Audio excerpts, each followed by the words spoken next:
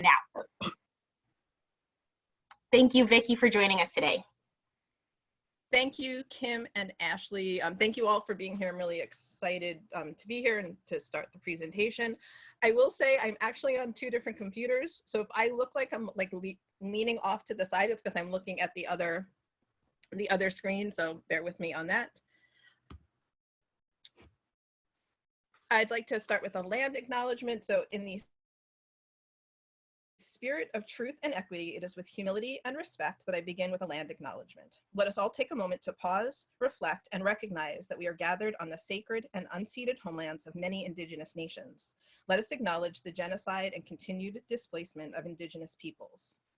The land of the state of Connecticut is the territory of the Mohegan, Mushuntuk Pequot, Eastern Pequot, Schaghticoke, Golden Hill Paugussett, Nipmuc, and Lenape peoples, who have stewarded this land throughout the generations. New York City, where I live and work, is the ancestral home of the Lenape peoples. I honor and pay respect to their ancestors and to future generations. So thank you again to Kim and Ashley in this Connecticut State Library for having me here today. Again, I'm really excited to talk about this. I will do my best to make sure that I stay within the 2 hours, but honestly, I could talk about family homelessness and libraries for hours. As many of the people also listed here can tell you, all of these folks were super generous with their time and talked to me about what's going on. These are service providers, folks who work in schools and libraries, all over the place throughout the state of Connecticut, and I'm really appreciative of the time that they took to be able to talk to me about this. Okay. So we're going to start with some introductory stuff. I'm going to try to make this as interactive as possible. There'll be some things that you guys will be able to do. Hopefully your technology holds, and hopefully my technology holds. But we're going to cover family homelessness in general, both broadly and then a little bit more about the state of New York. I'm sorry, it's state of Connecticut. I'm so used to doing this here at home. Then we'll talk specifically about the role of libraries and what libraries can do. I'm going to end with some next steps, and this is a conversation, right? So I'm here, I'm doing this training, it's 2 hours of your life, but I hope that this is just the start of really important work around family homelessness through library services. So this will be another thing that we'll be doing together toward the end, and then some time for Q&A. And then this is what I hope you'll get out of the session. And this is, I'll be talking high level about a couple of things, just generally about homelessness, but really I'm interested in supporting you all and providing, based on the years that I've been doing this, and I'll talk a little bit about myself in a second, kind of practical strategies for making sure that you're serving all of the families in your community, including families that are in homeless situations or experiencing housing deprivation. So to get started, I'm going to have us do a Jamboard where everybody's going to put in where their library is located. I'm pretty good on a lot of the towns and cities in Connecticut, but not all of them. So a visual I think would be helpful. A little bit about me. So I am coming to you from Brooklyn, New York. I've been a public librarian I've been a librarian for 23 years. I was a public librarian for 20. For the last 3 years, I've been a community college librarian at Queensborough Community College here in New York City, where we have a population of students who are primarily BIPOC, first generation. Many are immigrant students, many are experiencing housing insecurity and food insecurity, and this is certainly something that got much worse during the pandemic.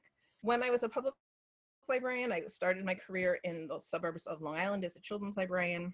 When I came to New York City, I worked for 2 of the 3 New York City public library systems as a teen librarian, a teen services coordinator, a coordinator, director of library services, so I was kind of overseeing branch libraries, and then also the director of youth and family services. During that time, and for about 15 years total, I worked very closely with the New York City Department of Homeless Services and Department of Education to bring services to families experiencing homelessness. And often that meant shelter visits, that meant doing library cards and programmings in shelter, but also special events, doing things in the library, kind of a host of different things. So if Kim or Ashley, if you could pop, thank you, you guys are so good, pop the Jamboard in. So if you guys can click on that, And then just use, you can either make a little circle, put a shape, just let us know where you are. Awesome. Yeah, I think the circle, the little circle shape works best. I was playing around with this. There we go. Somebody's got good drawing skills. Awesome.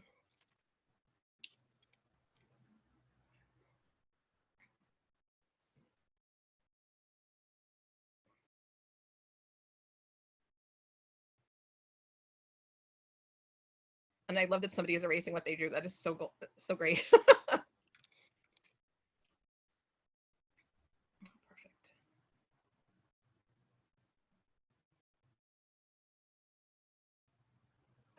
Excellent.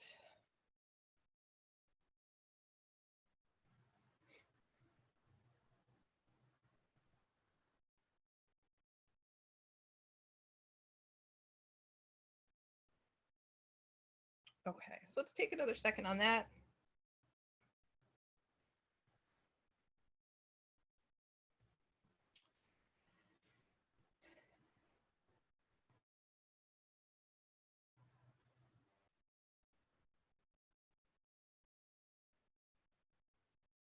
So this will be useful for me just to get a sense of where everybody is. And then also when we take a look a little bit later on at the Connecticut specific structure of services for folks who are experiencing homelessness, we're going to kind of see how this falls out.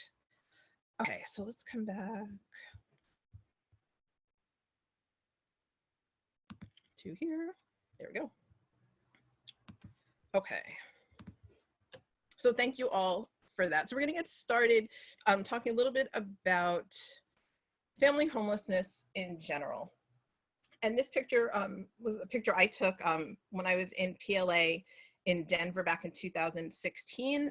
The History of Colorado Museum did this amazing exhibit called Searching for Home, Homelessness in Colorado History. And one of the things that they had was this section of the exhibit around family homelessness and child homelessness. And that was the little bedroom. And if there's little like photos and things on the bed that talk about what it's like for young people when they experience homelessness. So I've got a poll to get us started. So if Kim or Ashley, if you could put the, oh no, you don't need that. Sorry, my bad. Okay. So this is poll everywhere. So if you have your cell phones, which I'm sure you do, you're going to text 5187 to this number. So this is the number you send it to. I do this with students and it's super confusing to everybody. So you're going to send the text to 37607. And then in the body of the text, your message would be 51872, and then whatever your answer is. And the poll is, when I think about homelessness, the first word that comes to mind is blank.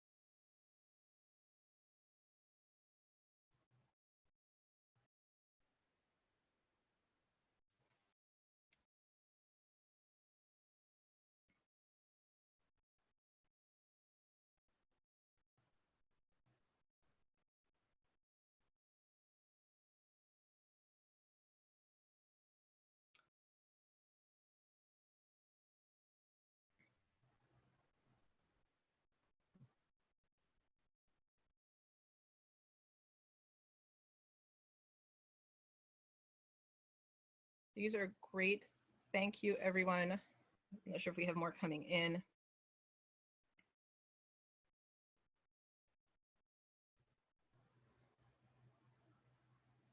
And after the session, when I share my slides, I'll make sure to have the screenshot of this word cloud and include that in the presentation too.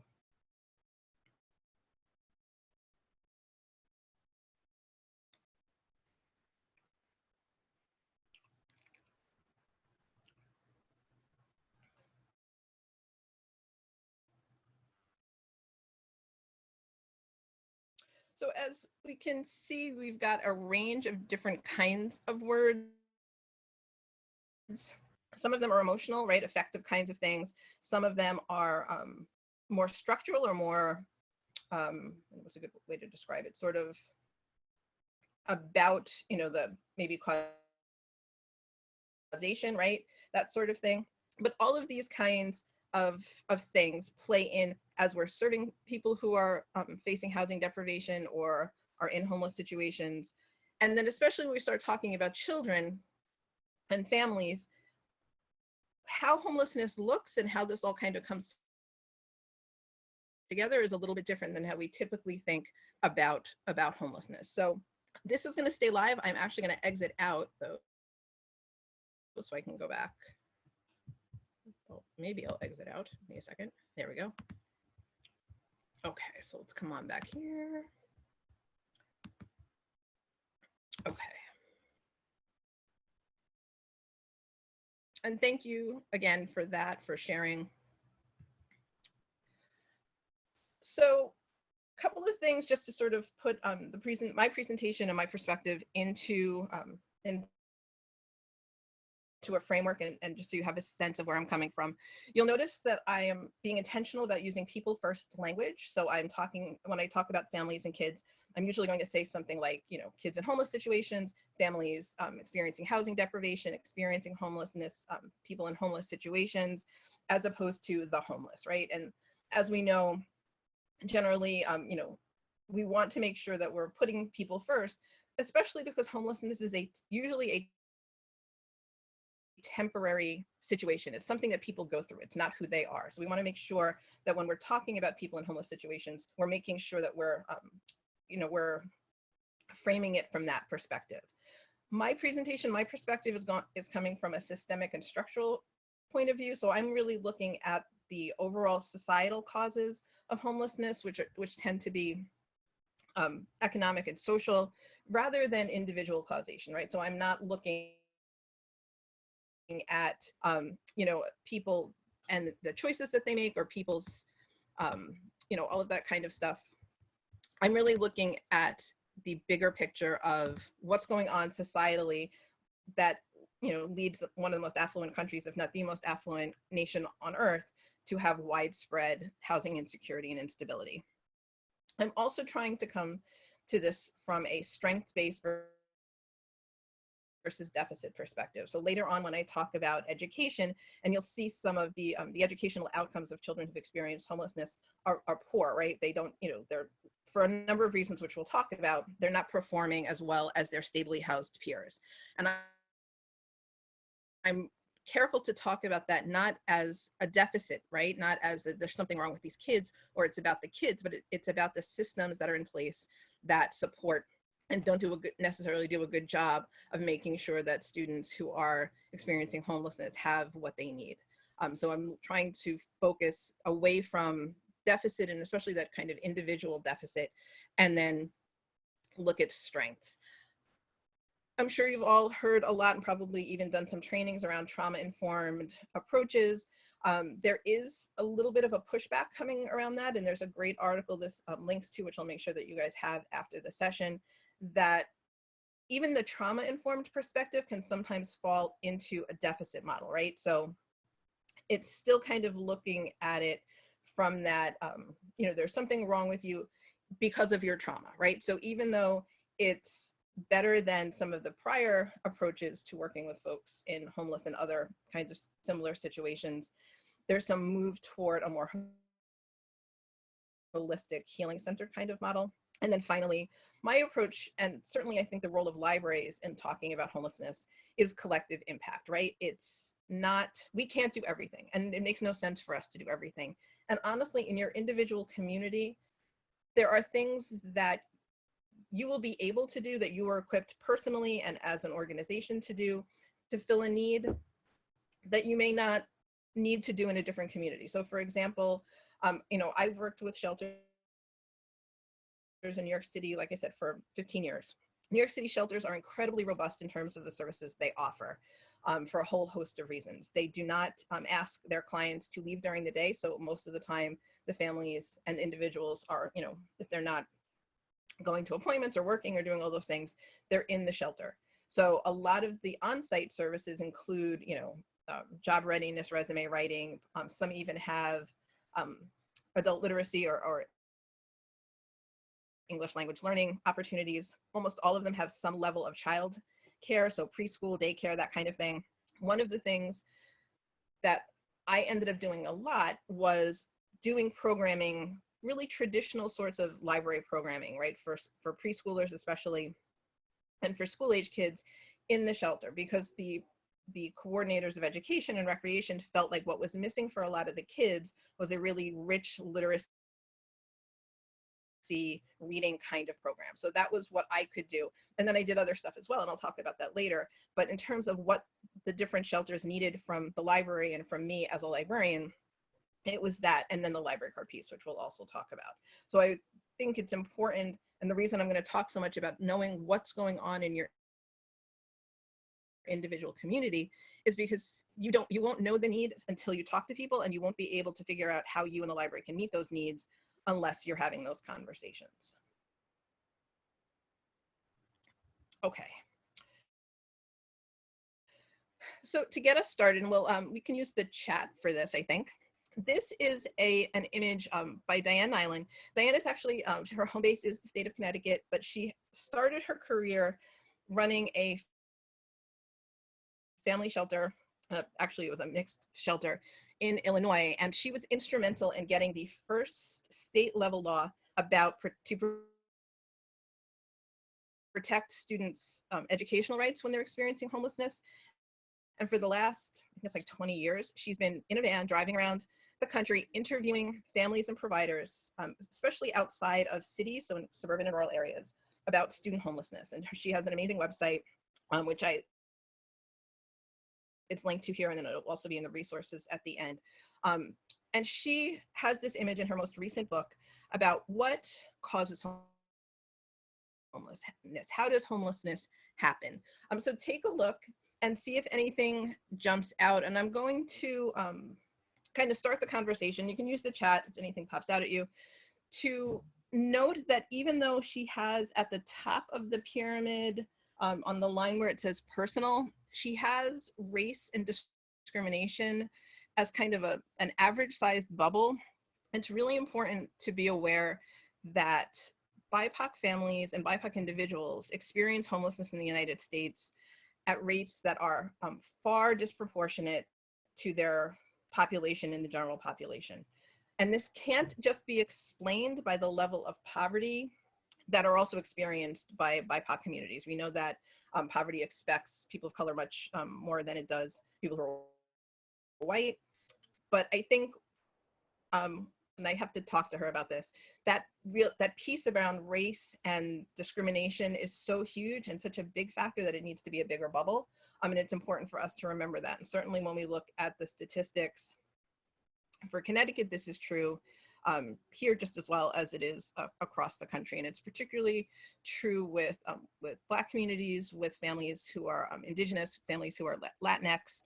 So we see this, across the country. And it's, it's the confluence of a bunch of different things, right? So redlining, you can trace it back to the fact that, for example, that Black soldiers weren't able to take advantage of the GI Bill that led to, broad home ownership for many white soldiers after World War II, right? So now you have generations that have accumulated wealth through real estate, and that didn't happen for many Black families because they just weren't, soldiers were not allowed, they just were excluded from the GI Bill. Redlining, discriminatory lending practices, restrictive covenants in real estate, all of that stuff plays in to how you end up, all these years later with this as an issue, as well as things like, over-involvement in the criminal legal system, disproportionate impact of, policing, all that kind of stuff has led to that. So I want to kind of make that clear going in, that this is a real issue and something that's being addressed more and more from an equity kind of perspective. So in terms of anything else that pops out of that cloud, and it may be a little tiny to see, hopefully you guys can blow it up on your own screens. anything in there?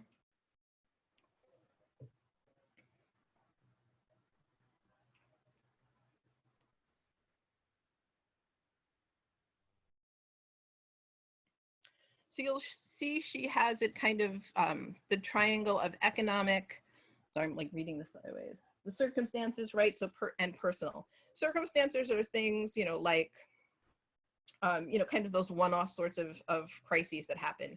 When I first started working with families in shelter, my mentor in the library, you know, said she had heard at the time that in order to be 100% safe from homelessness, you had to have 6 months, you know, in savings, 6 months worth of funds to cover everything, right? So your rent or your mortgage, your bills, all of that kind of stuff. And honestly, like, who has that? And certainly we've seen since the pandemic that this is, you know, not the reality for most people, right? So it may take for some families, you know, the loss of a job or a car that breaks down or, you know, any of those kinds of things to kind of wipe out what resources they have and put them on the brink of homelessness. The lack of transportation, yeah, Kim, absolutely, is huge. And it's true, you know, it's even true in places that have robust public transportation, like New York City, but certainly in areas that don't have at least that, you know, what do you do if you don't have a car, or if you can't afford your insurance, or you only have, you know, enough money for a gallon of gas, right? Like, all of those things play out, and they certainly play out in connection to library services, right? So think about the family that has a car but has to be careful about, you know, how they're using their gas, right? How many trips they're taking, and certainly, you know, what's happened in the last couple of weeks around gas and the prices skyrocketing, you know, kind of brings that to bear, right? So one of the things we'll talk about later in terms of that collective impact is what can libraries do to connect to other resources so that families aren't having to make multiple trips, right? So it's kind of like the community school model. Anything else that pops out? The domestic violence piece, which is kind of hidden down in the bottom right corner, it's another tiny bubble, is a big piece for families. I think the statistics are somewhere around 40% or so, it may depend on the community, of families that are experiencing homelessness are in a homeless situation because of domestic violence. There's also much larger trauma histories and family abuse histories for many moms, especially who are experiencing homelessness. So there's both the immediate, you know, domestic violence kind of situation, as well as the sort of history of trauma across generations. Yeah, Denise, again, I absolutely agree. I think that piece about race and discrimination needs to be huge and kind of right there at the top. And the wages, which we are going to talk about in just a second, is a big piece as well. And then Kim, certainly for young people, and I will be honest and say I'm really not going to talk about unaccompanied youth, kids who are on their own, or runaway or homeless youth, which is the other term specifically in this presentation.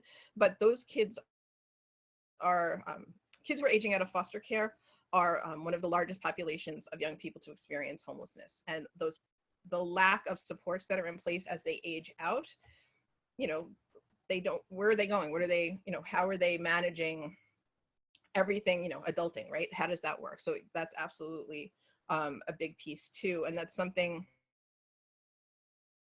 I'll talk a little bit about later, remind me, around youth homelessness, because there is a lot of interest in funding from that through the Connecticut Department of Education. So somebody remind me about that, because there may be money involved. Okay, so let me move on. I'm not going to spend too much time on the housing versus wages piece, but this is a big issue. We've got the US national kind of perspective, and then the other slide is New York, Boston, and Connecticut. You know, you guys are like right in there in terms of how high your housing costs are and how that compares to wages. And I think one of the things that we've seen with the pandemic is that housing bubbles started in places that we would not necessarily have thought of. And New York City, there was this mass exodus of people with money from New York City to the surrounding suburbs, right? To get out of, kind of a dense, scary kind of place. The housing prices on Long Island, for example, went through the roof. I've been looking at housing prices in sort of the commutable distance in Connecticut, right? Southern Connecticut to New York City, those prices are up. So we've got an area, this part of the country that already had very high housing costs that now, because of demand, actually became even more expensive. And, we know that wages haven't kept pace.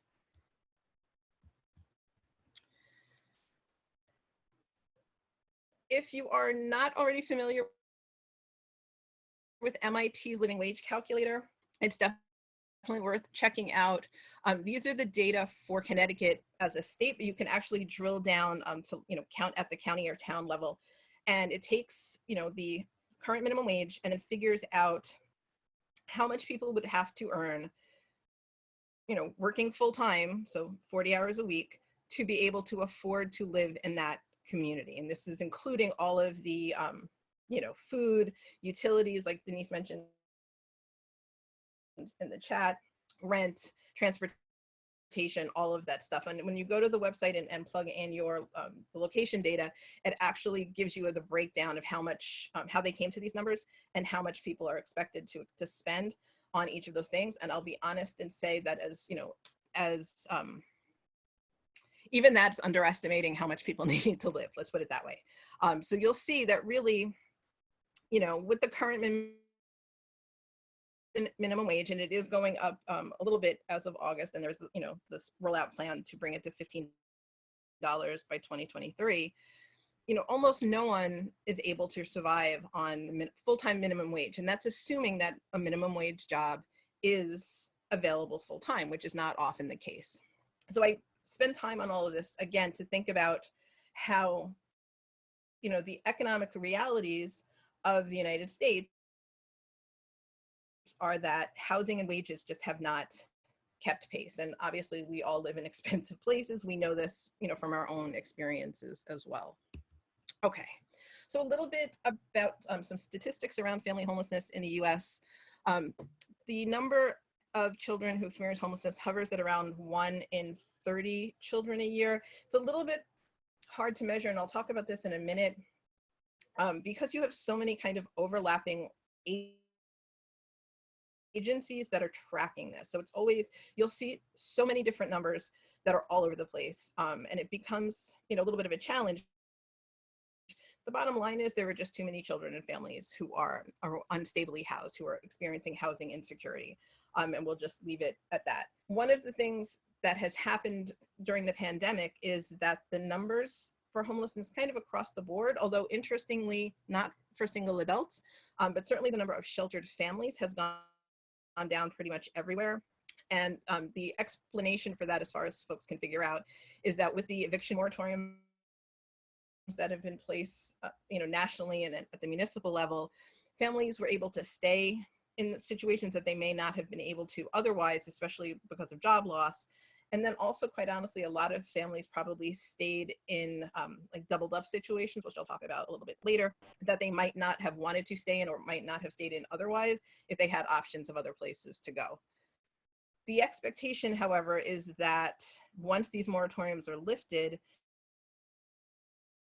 there's likely going to be a surge in families and individuals experiencing homelessness, right? That we're going to see that even with, there's some pretty significant funding coming down, from the federal government at the state levels, how well this is going to get out to people and how much it's going to mitigate, what is likely to be, kind of a catastrophic situation.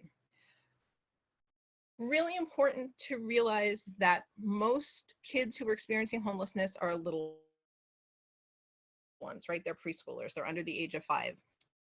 And when we think about trauma and we think about the experiences of homelessness and the impact of parental trauma on children, this has really significant effects on their learning and their development, right? So when we think about all of those things that go into good child development, a lot of it doesn't happen for these families because they're kind of in survival. They're totally in survival mode, not even kind of, right? So they're trying to figure out, where they're going to sleep, they have enough food, where are they going to get food? The experience of homelessness causes trauma. And I have I was talking about this in the last slide around trauma, and that moms, homeless moms tend to have had a history of family abuse and sexual abuse and physical abuse over their lifetimes. And so they already come into homelessness with trauma. The experience of homelessness itself is traumatic, right? It's very stressful. There's so much going on. So you're in survival mode. If you had existing mental health concerns, those are exacerbated. If you didn't, homelessness is going to cause them, right? So all of that plays in. And one thing to point out is that, family homelessness is really a women and children's issue. There are certainly many, families with male parents that also experience homelessness, but as you can see by the numbers, it's primarily, moms with their kids. It's also important to think about, and I think we tend to forget this, is that the, most, if not all of the single adults who experience homelessness are part of families, right? They have, children, they have siblings and parents. They are part of a family unit as well. So when we talk about families, I'm specifically talking about parents with minor children, but remember that everyone who's experienced homelessness has some kind of family connection somewhere. Okay, so now I am going to talk a little bit about family homelessness in Connecticut, with the caveat that I am going to talk about this in super broad strokes, and then also with the excitement to say that the folks at the Connecticut Coalition to End Homelessness and the individual coordinated access networks are all, some of you may be here, so awesome, but also that they have their own training specifically on the work that they do, that they can make available both kind of at this broad level, like what we're doing today, and then for specific libraries and library regions, right? So I'm talking about this again, like really broad strokes. In Connecticut, there is a single point of entry for families and individuals who need to access services, and that is 211, which many of you may be familiar with. I know a number of libraries make landline phones available to for patrons to be able to to call, because it can be a lengthy process. There is then the next piece is assessment, right? So the CAN navigator, the folks that they're talking to, are going to figure out like what needs to happen for these families. The goal, especially for families, is diversion. They want to make sure that as few families have to go into shelter as possible. Shelter is like the last resort.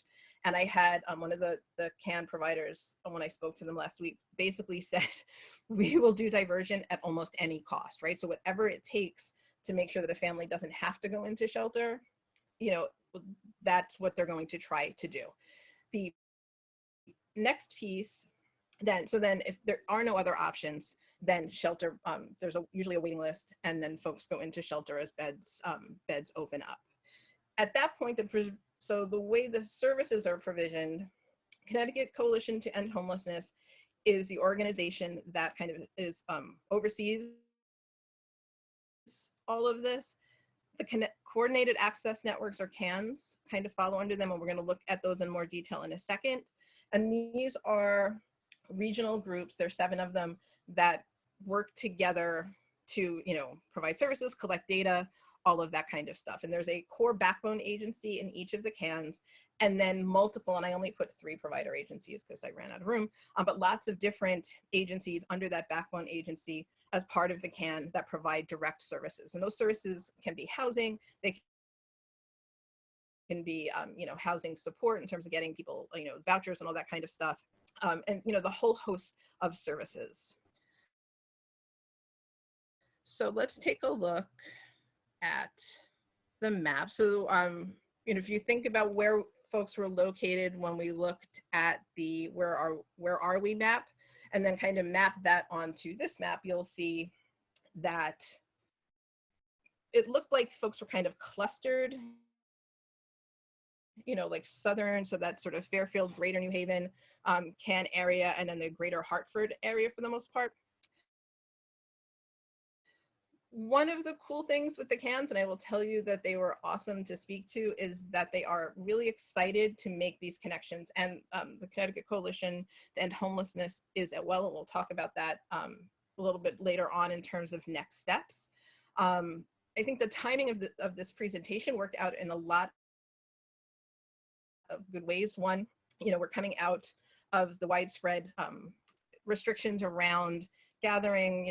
Libraries are probably going to start to reopen. We'll talk about that in a bit as well. More and more, so there's going to be opportunities for this stuff. We talked about what the end of the moratoriums is potentially going to look like for families and how that can play out. So all of this stuff, and then the bigger piece is that there's lots of kind of initiatives going on around this work so that we can, well, you can, because I'm still here in Brooklyn, do this kind of ongoing stuff. And again, this session today just being an introduction. So yeah, that would be awesome. Say hi, guys, if you're here. So we're going to take a look at one of the things, the first place I started when I started working on the information to put this presentation together was at CCEH and their data dashboards. I'll be completely honest and let you guys know that I am like a little bit of a data wonk. As much as my experience has been, personal and with families and with shelters, I find it kind of easier to visualize all of this looking at the numbers. So Kim or Ashley, if you guys could put the link to CCEH in the chat, that would be great. This is where you guys have it. So this is, there we go. So this is our website,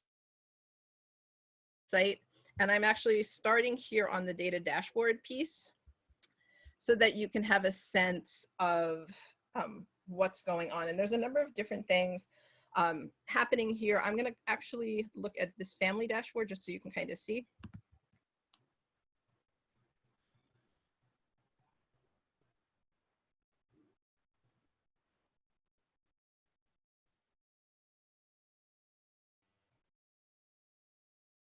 And while that's loading, I will take some water.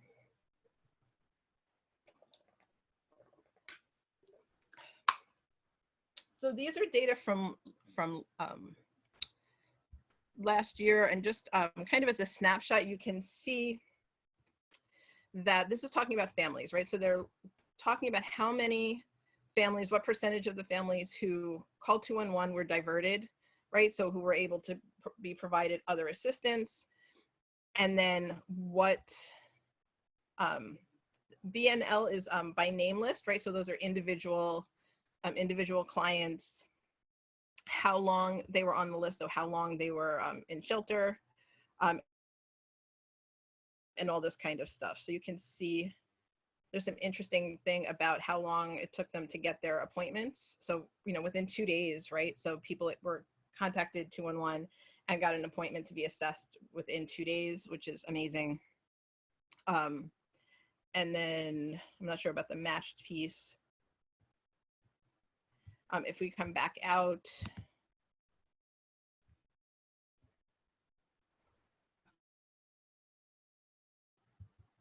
there's some other stuff. So you can see there's lots of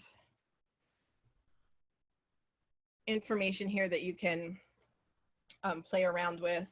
This is the much more detailed. Oop, there we go. You can limit it to families. See if that, there we go.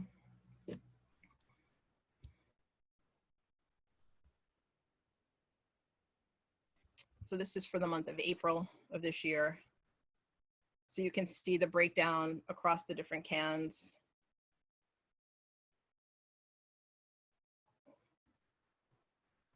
And again, that diversion piece is really huge.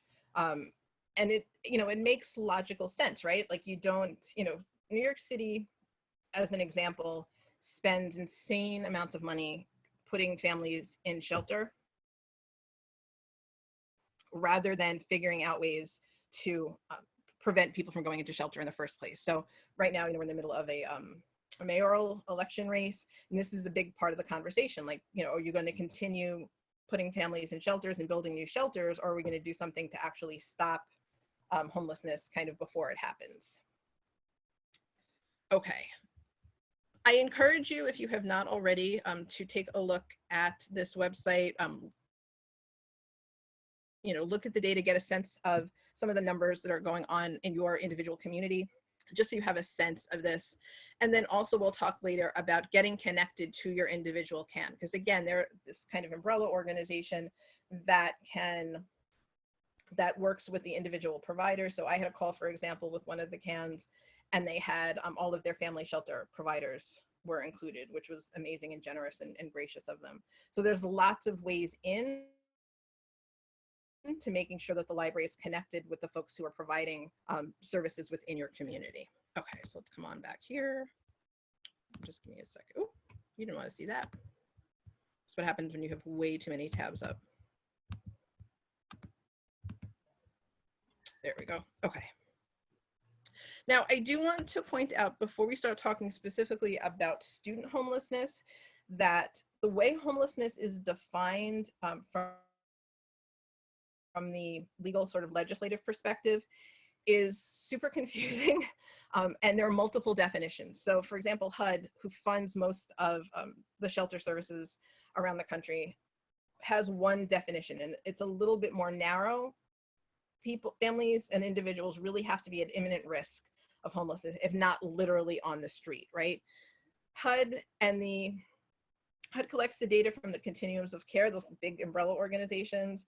They collect the data from the annual point in time count, which you may have seen, I kind of glossed over it on the CCH website. And that's the count that municipalities and communities do every year, usually in January. It's the count of the number of people experiencing homelessness, either unsheltered or sheltered, on a particular night. It's usually in January. And those numbers become HUD's count of people who are experiencing homelessness.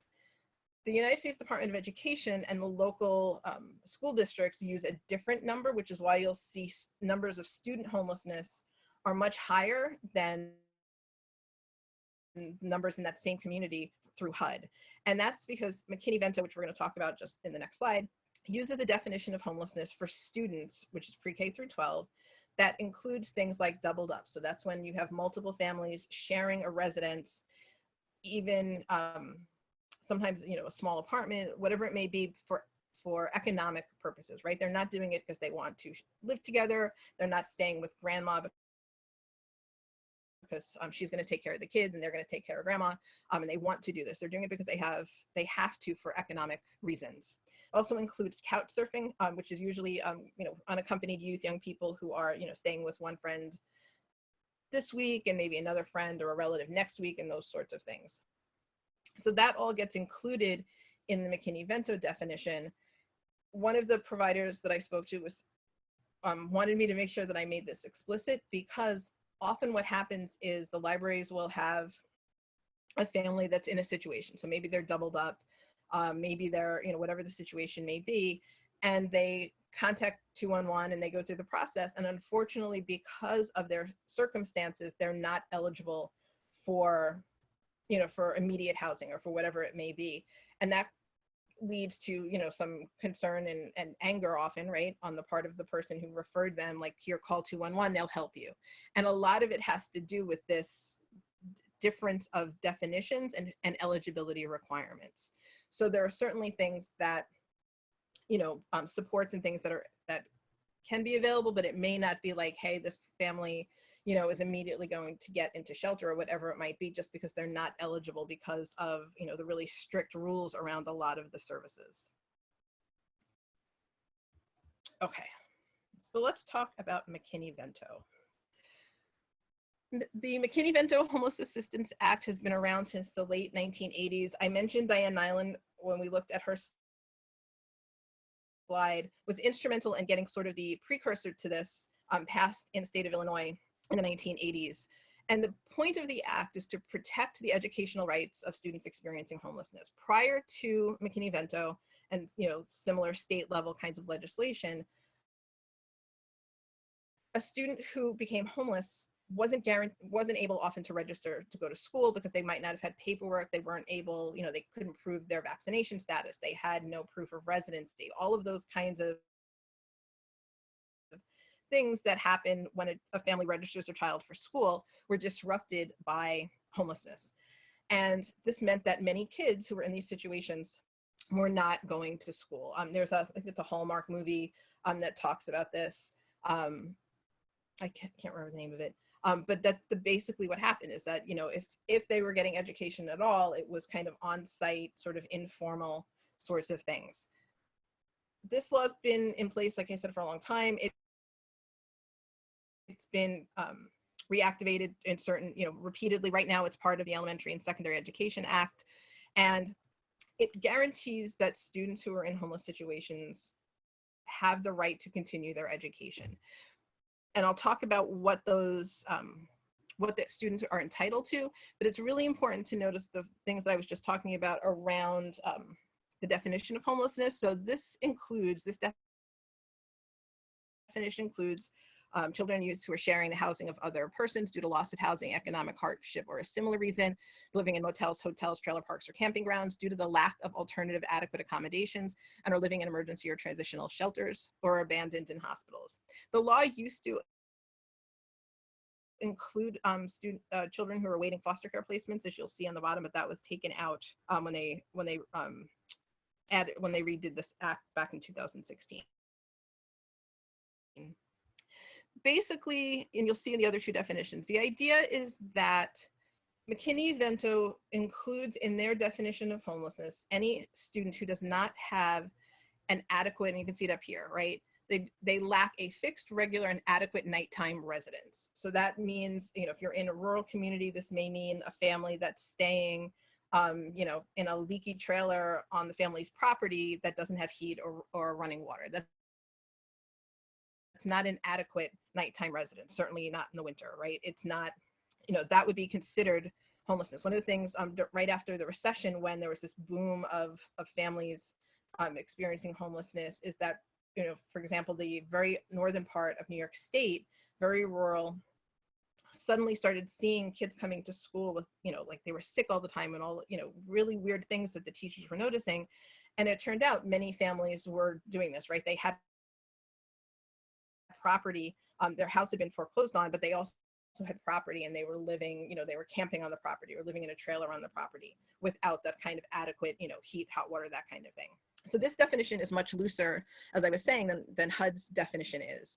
What this means, though, is that students in these situations, if they are made aware, if the families are made aware of the protections, are now able to take advantage of some things.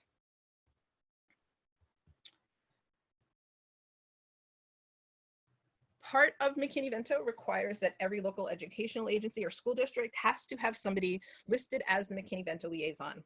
Now, this is, mandated in theory, it's a mandate. In practice, it looks different everywhere. The folks who are assigned as McKinneyVento liaison often wear many hats. They can be everything from, a school superintendent to, the director of transportation, the director of special education. A handful of districts have dedicated McKinneyVento liaisons. It's all over the place. They are supposed to receive regular training on this topic. They are also supposed to provide regular training to teachers and other members of the school communities. And I will be completely honest and tell you that this rarely happens, or if it does, people just forget, because the teachers I know, folks I talk to, like, this is not something that they're aware of. And then their biggest responsibility really is to identify students who are in homeless situations, whether they're doubled up, whether they're in shelter, whatever the case may be, and make sure that they are acting as a point of contact. Now, this can be really tricky because, as you can imagine and understand, and I'm sure as you've experienced working with families, families feel it's in their best interest for lots of reasons to keep their housing situation, under cover, right? And that makes total sense. People are very nervous about social service, social welfare involvement. It's not so. Child Protective Services will not take your kids away just for being homeless, but they may, start something if there's suspicions of neglect and all that kind of stuff, right? So it's very terrifying and scary for families in these situations. And because of the way, the stigma and all of the negativity that surrounds homelessness. It's just not something that most families are willing to disclose. And honestly, for those families who are in those doubled up kinds of situations we were talking about, they probably don't even think of themselves as homeless in the first place, right? It's not what we think of when we think about homelessness. So part of the job of the liaisons is to get information out into the broader community, like, hey, this is, if you're in this situation, your child is entitled to extra protections.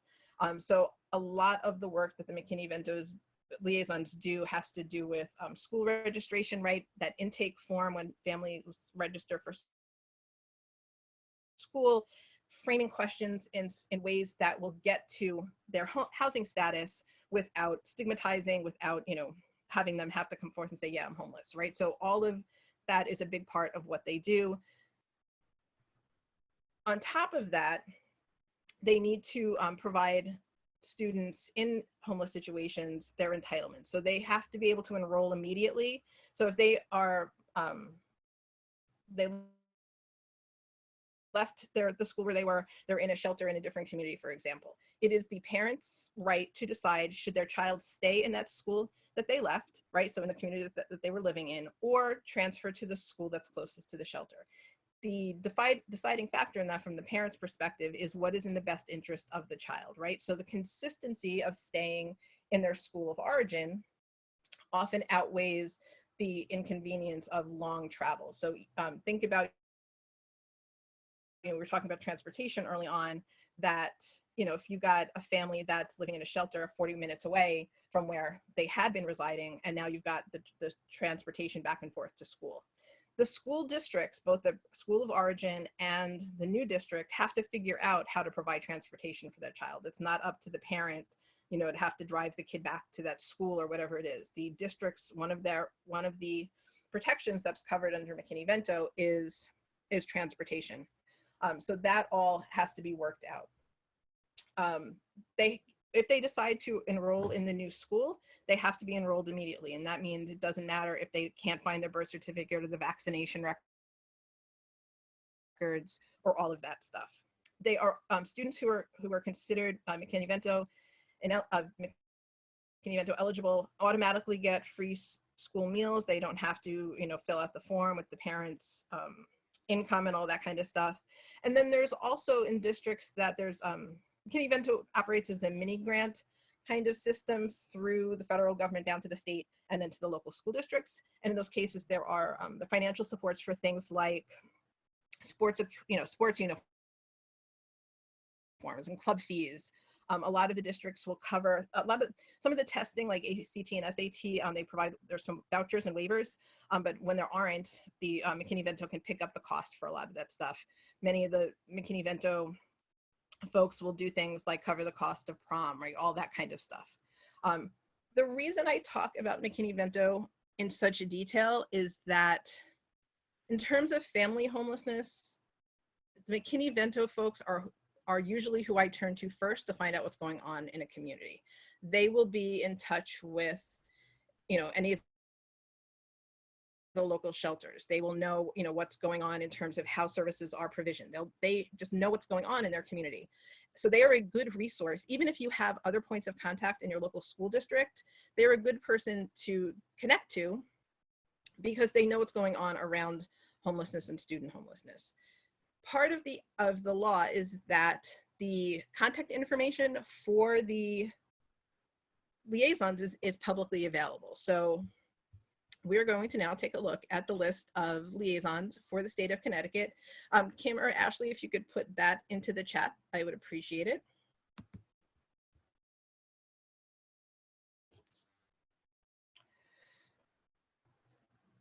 So the State Department of Education has a homeless education portal, little page. A lot of this stuff is not necessarily useful to you, although it may be kind of interesting to look at. I forget sometimes that not everybody has, like looks at this all day, all the time like I do. But they've got the McKinney-Vento law. They've got some resources, lots of PDFs, right? And a lot of this information is meant for the McKinney-Vento liaisons to use with families, but they're actually linking out to other organizations for some of this. including the organizations that are listed here. But it's a lot of information that could be useful, especially as, you know, if you're new to thinking about family homelessness and thinking about student homelessness. So it's a good place to start. But I'm going to bring us back to the how-to, because it is slightly hidden. But this is the list of liaisons for all of the school districts in the state of Connecticut. So when we click on here,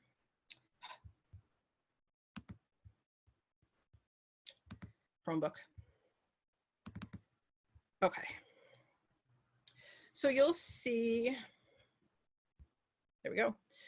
The local education area or school district is listed, it's alphabetical, and then the name and contact information for the person in that district who is responsible. Some of the really small districts are listed in the regionals down at the bottom, but you'll see there's really a wide range of titles that these folks have.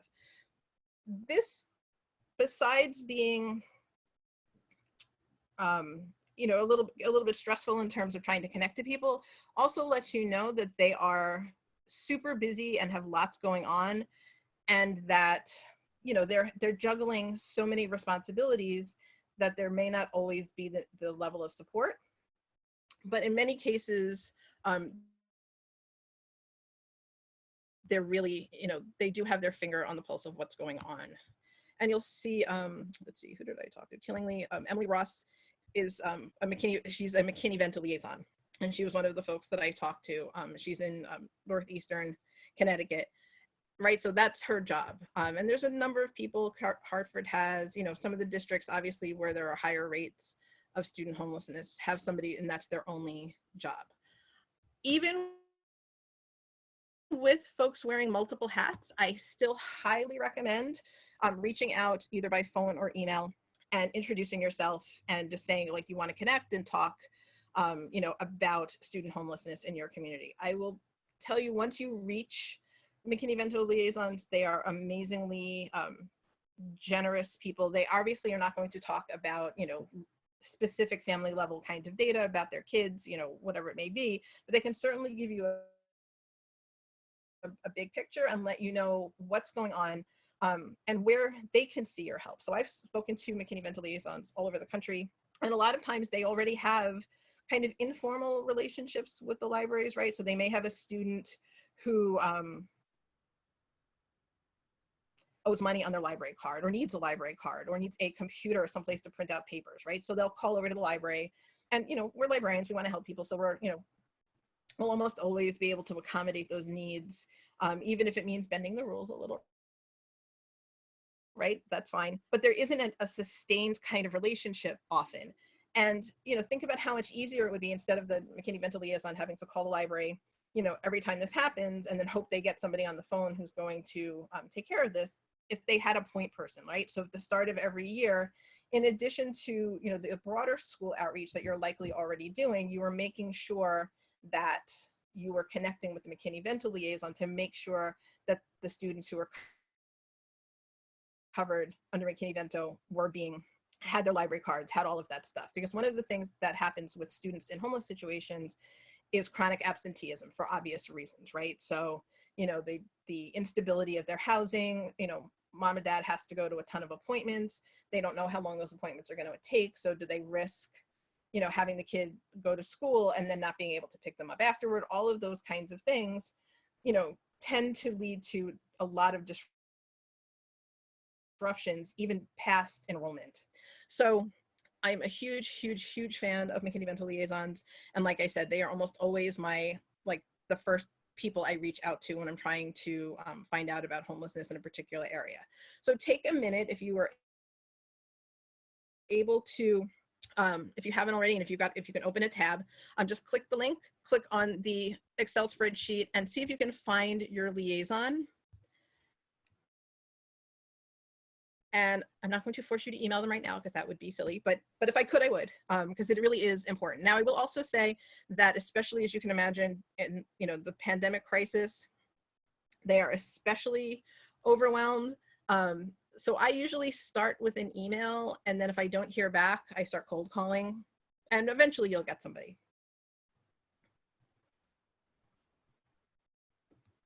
So take a minute, see if you can find your person or persons.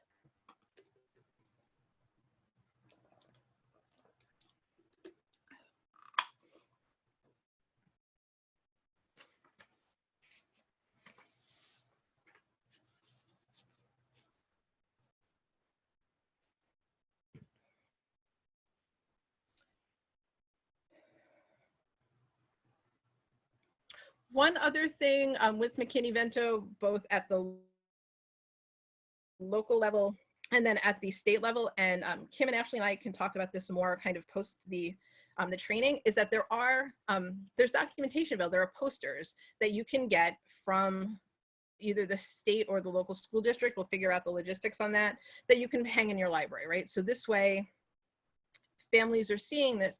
You know, like how much time do families spend like hanging out in their kids' school where they would see this, right? But families spend time hanging out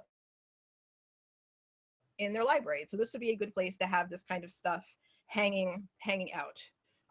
So we can definitely get that information for you on how to get the posters. And the posters generally just explain, like, this is, if you were in these situations, your child is entitled to services or protections, and this is who you contact. And that would be different. So they may, like the state may have the general poster, and then, you know, the individual school districts put their little sticker on it. But we'll absolutely figure that out. It was offered to me at the state level, but I want to see if there's what the logistical way to do this is that makes sense. Okay, so hopefully you guys are finding your person. So I'm going to close this out and come back here. And all of the links will be in the slide presentation, so you'll have them going forward. One of the other things that the McKinneyVento liaisons are required to do is report out data. So these were the numbers for student homelessness in Connecticut over the last few years. They don't have through 2019. Again, I will say that the numbers for 2020, 2021 have gone down pretty much everywhere. So I'm going to guess that that's likely to be the case in Connecticut as well. And a lot of that, quite honestly, is that families disappeared during the pandemic. There were, and I've talked to some folks about that, specifically in your individual communities, but this has happened across the country. And a lot of it had to do with the fact that families, in unstable housing or in shelter or whatever it may be, had a real hard time with remote learning for obvious reasons, right? The shelters may not have had Wi-Fi. It may have been hard to get devices. New York City, they had to sue. The shelters had to sue for wireless access. And this was something that we knew about for years and years and years that nobody wanted to take care of. And now suddenly we're in a pandemic and we need to do remote learning, and kids have no internet. They barely had cell phone service in a lot of the shelters. So families just kind of disappeared, and there was a lot of concern about what happened to these kids and families, and then how are we going to find them? How are the schools going to find them and bring them back and into education into September? Some districts have their security, but there's a nicer word for it, that are able to do almost like well visits, to check and see if they can find folks in the last residence that the district had on file. That happens in a lot of the smaller and rural districts. I know a lot of the rural districts in different parts of the country were making sure that they were getting not just devices, but bagged food and all of that stuff out to families at the start of the pandemic, whether they were in shelters or hotels or wherever it may be. So you'll see the numbers are in the 4,000 to 5,000 range for students across the state of Connecticut. And again, this is pre-K through 12, so it's excluding all of those little guys, which we know to be more than half of the population of homeless children. So we can assume that you can at least double those numbers, roughly, and that's what the bigger picture looks like. Most of the kids who are experiencing homelessness are doubled up. Usually across the country, those numbers are in the 2/3 to 3/4 range, and you'll see Connecticut fits in exactly that. So the green piece of the pie is students that are in doubled up kinds of situations. And that's pretty typical. And what, what's challenging about that, and was certainly, my biggest challenge in terms of making sure that students who are experiencing homelessness were getting access to libraries, is that the only way to really reach them is through the school, right? Because they're not in a shelter. Like I could do library cards in a shelter, and that was great. I could hit like every family in the building, and that was fine.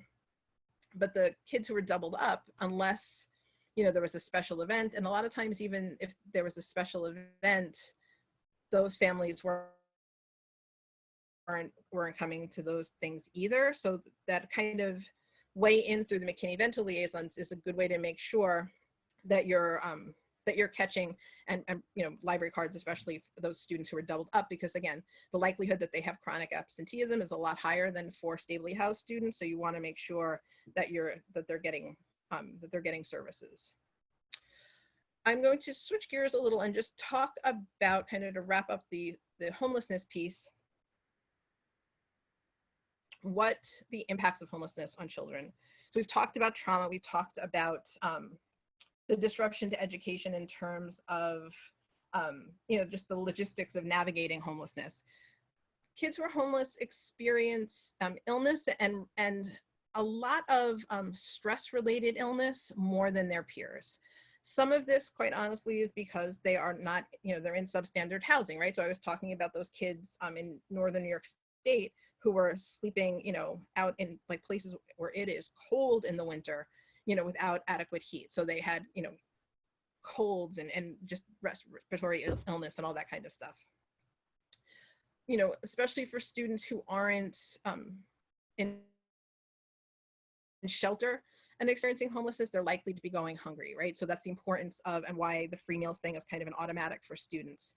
And then the trauma of the sort of chaotic experience on top of the impact of their parents' trauma often leads to emotional kinds of disturbances, anxiety, as you can imagine, depression, which are like the biggest pieces for parents as well.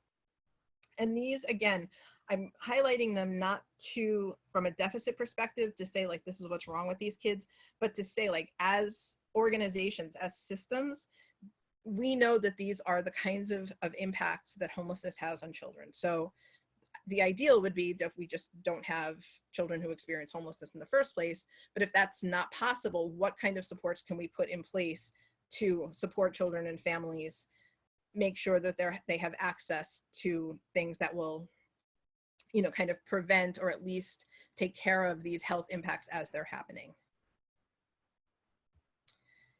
And then from our perspective as librarians, as educators, I think the learning piece is really the key. And it's always been what I've focused on in my own work. I talked already about how homelessness tends to lead to chronic absenteeism. There's a lot of disruption. Many kids who are homeless change schools multiple times over the course of a year. And all of that has impact on their educational performance, on how well they're able to keep up with their work, how well they are, they're learning. And we see this in test scores. And I'm not, the conversation around the testing is for another day, but it certainly is a measure of the fact that that homelessness has a negative impact on student learning. One of the interesting kind of odd things that happens with students in homeless situations is that they are both overrepresented in special education and underserviced. So what I mean by that is that because of the disruptions to their education, because of homelessness, because of absenteeism, some of the behavioral experiences that they may be having, they are much more likely to be tracked into special education for those things, which may not actually be, a diagnosable disability. It just may be, the result of these circumstances.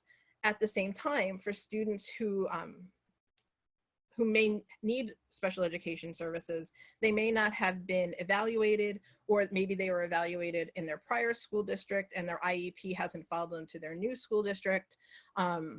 Or maybe people are now just assuming in the schools that it's because this child has been homeless and missed so much school that they're, not performing well. So we're not going to evaluate them, right? So all of these things kind of end up with a situation where you have kids who are homeless much more likely to be put into special education, but also likely not to get the services that they need. So that becomes an issue. And then I do want to highlight that the experience of homelessness and the impact on education doesn't go away once a student is stably housed. These are scores 3 years out, and students who had been homeless in the prior 3 years were still underperforming and really almost performing at almost the same level as students who are currently homeless. So what this says, and this is a report from the Institute for Children in Poverty and Homelessness here in New York City, and this is looking at New York City data, but I think this has been shown to be pretty true across the country, is that those disruptions, especially in the early years, because again, you know, most children who experience homelessness do so, you know, in that 0 to 7 kind of time where we know so much is riding on their healthy development, right? They're learning language acquisition and numeracy and all of that kind of stuff. This can have lingering impact on their performance, you know, throughout school. And I'll also point out that even the experience, the trauma doesn't go away. Sarah Goldrick-Robb, who wrote Paying the Price, which has to do with housing and food insecurity and higher education, had told a story that she'd been working with a mom who was in school. She had kids, she'd been experiencing homelessness.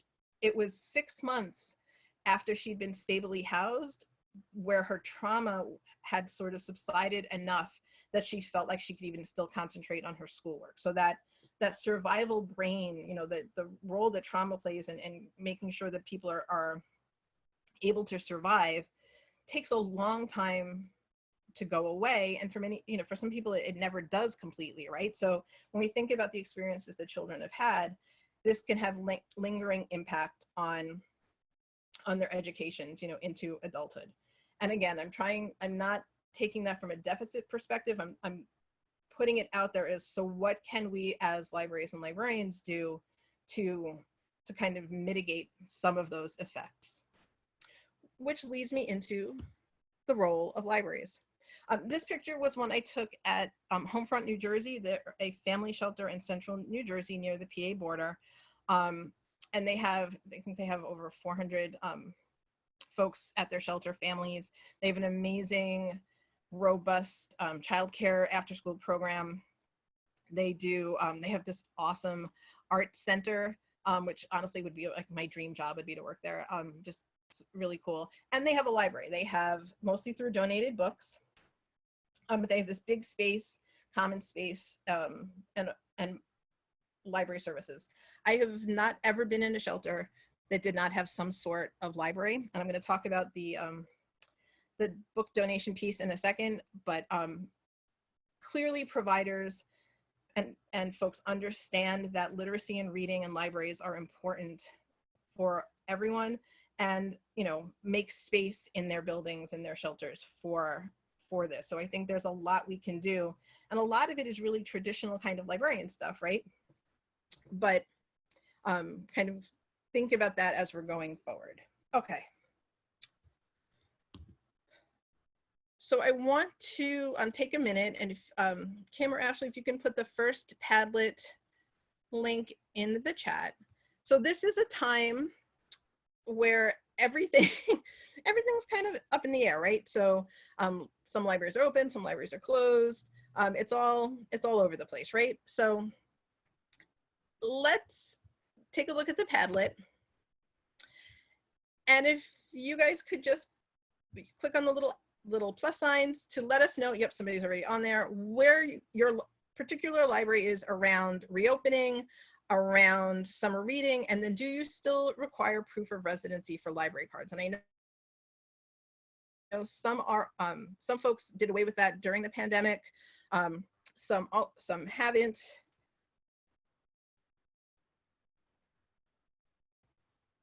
Okay, and then we'll take a look.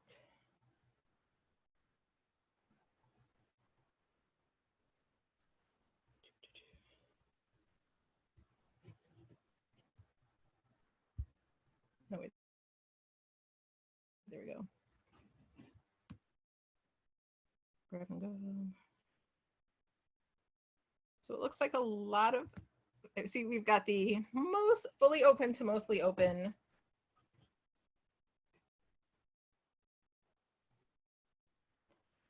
So obviously this is going to be, it's a moving target, right? This is going to change, you know, day by day coming into the summer. So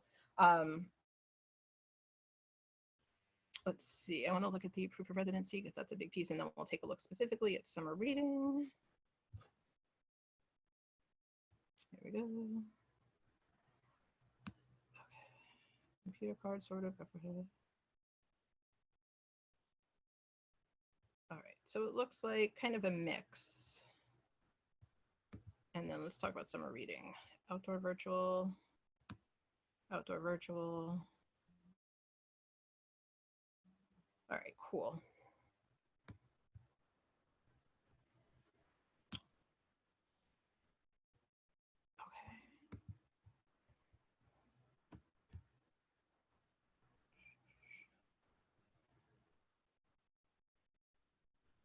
Okay, this is extremely helpful for me. Thank you, everybody. And again, I completely understand that this is going to, it's like changing as we go. Okay.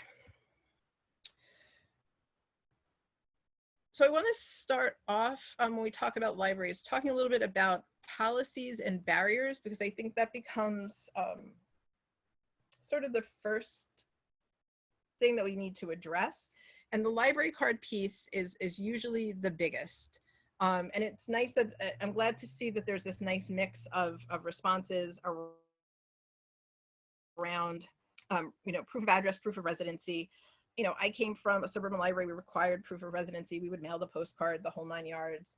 The New York City libraries are public libraries are a little bit different in that you don't have to live in New York City. You just have to, the requirement is you have to live, work, or own property in New York State, but you do have to give us an address. And like a number of you, we had policies that if you were in temporary housing, if you're staying at a shelter, for example, if you came in with something on letterhead from the shelter saying you live there, you could get a library card. Now, I will tell you that that's, you know, it seems like a good policy. In the time that I was in my last public library system, they changed it from having the letterhead had to be dated within 5 days to having to be dated, I think it was within 30 days, because that 5-day thing was crazy. But what would still happen is even with that letter, when somebody would go to the circulation desk, you know, in the branches to get the card, I heard horror stories from parents about how they were treated at that moment of transaction. And humiliating, it was the word that came up, just terrible, terrible experiences that should not have happened, right? If we're thinking about customer service, they should not have happened.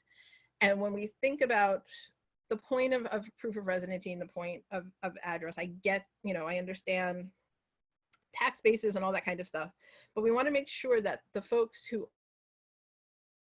often need our services the most aren't being prevented from accessing them, or if there is a specific policy in place to, you know, to get them cards, that it's not being carried out in ways that are punitive or humiliating or abusive. And one of the conversation I had with one of the providers last week, she had this great approach to reframing this library card conversation, right? So instead of like, oh, this form is out of date, or you don't have an address, or you don't have an ID, or whatever it might be, have that conversation around like, oh, I see, you know, you're having some trouble filling this out. Are there resources that we can help you with to be able to do that? IDs are a huge issue for people in homeless situations. It is impossible to get an ID if you don't have an address, but you often can't get services if you don't have an ID, right? So there's a vicious cycle around identification that often acts as a barrier. So I've had a number of providers say that they send people to the library to get a library card as proof of ID. Well, you can't get a library card if you don't have ID, you know what I'm saying? So this is this big circle. So think about, in terms of looking at the library card policies, what can be if the policies can't change, and I completely understand that this is an administrative board, all kinds of craziness, but what can be done in the meantime, in those moments of service, in those moments of contact with patrons, to figure out how to make that a, kind of a resource sharing moment and support their access to the library. The fees and fine things is similar. When I would do library cards in shelter, I would have moms who owed money from a lost Goosebumps book when they were, 12 years old, right?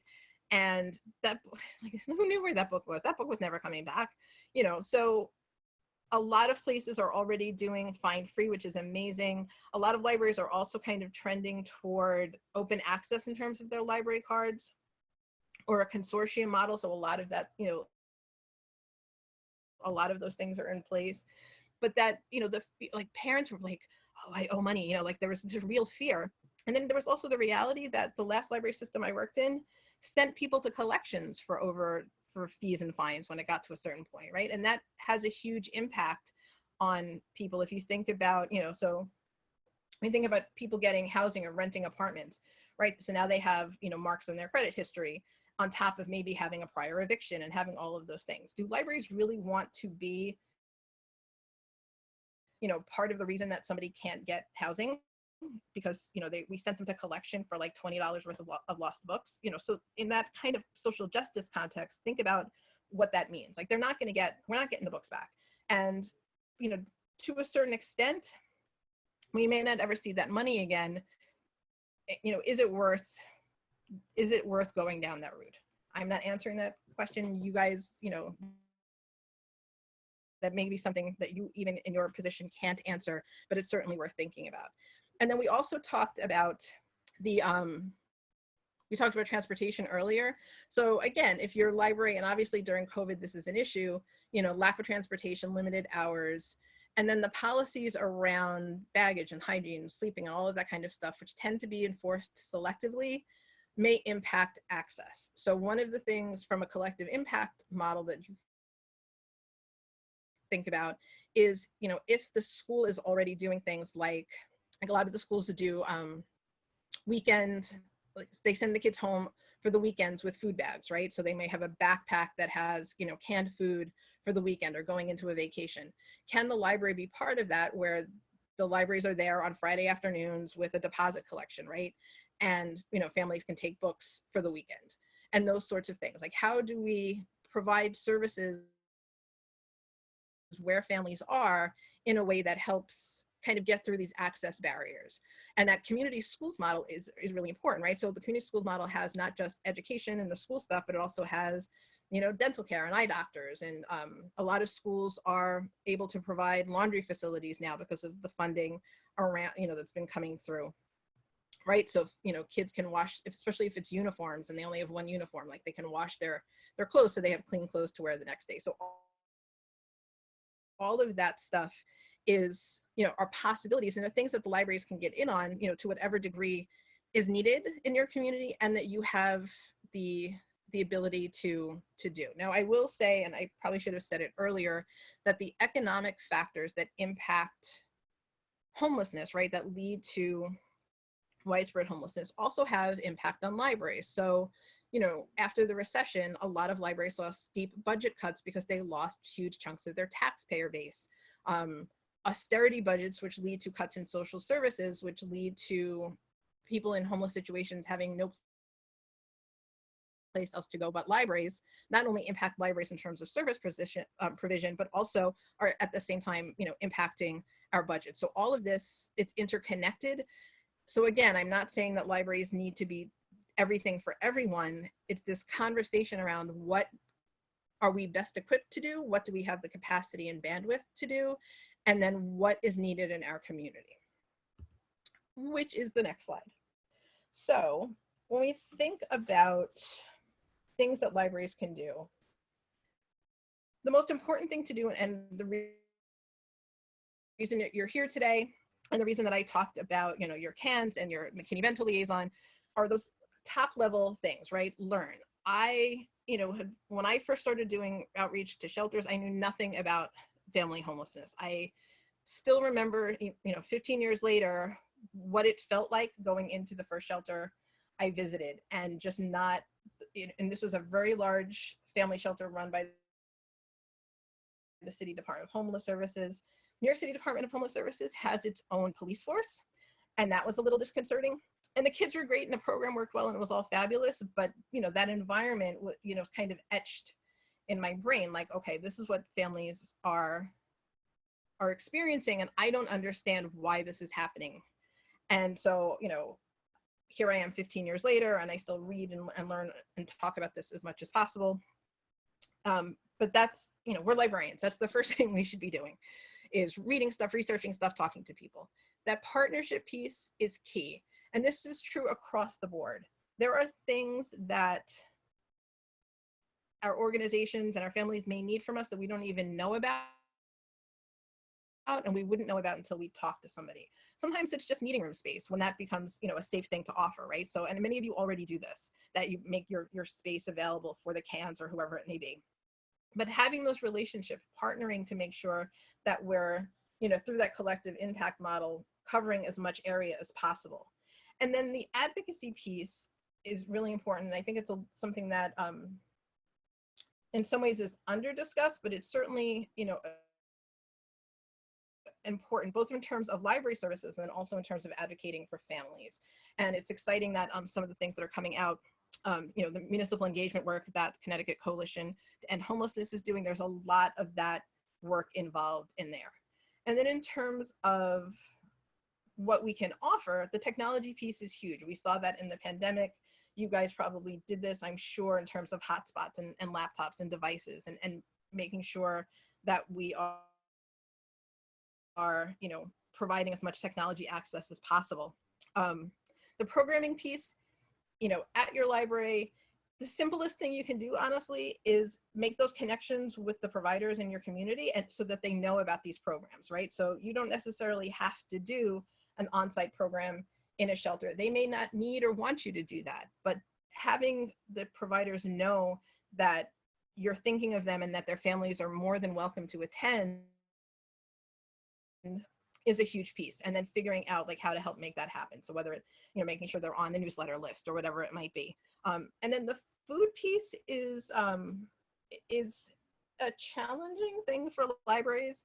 And Kim and I were talking and looking into summer meals, and I know there are a handful of Connecticut libraries that do offer summer meals maybe, or did pre-COVID.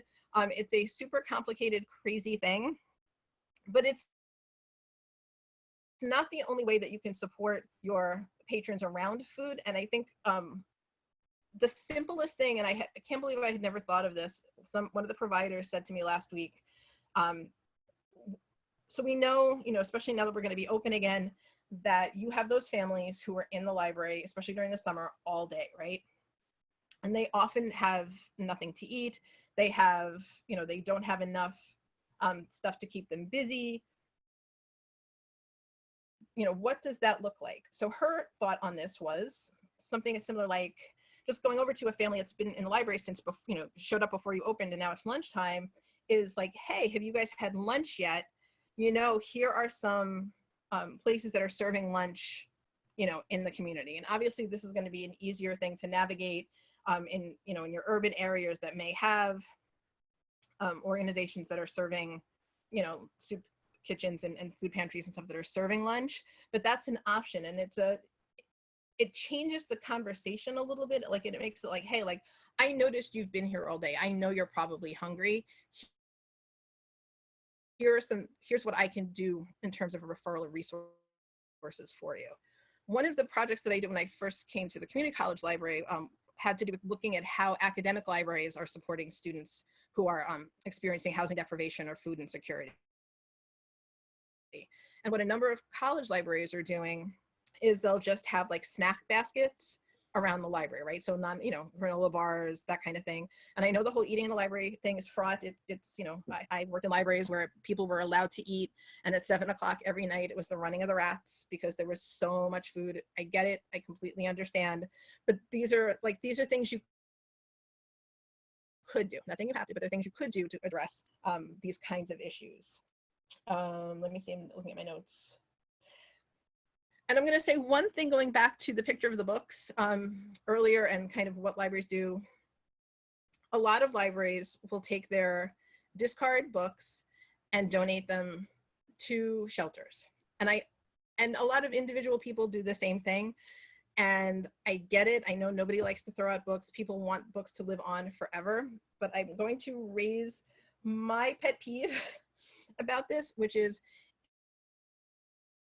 if the book is either too old, too gross, or too inappropriate to still be in your collection, does it really belong in the hands of a child experiencing homelessness? And I say this as a reminder that BIPOC families are more likely than white families to experience homelessness.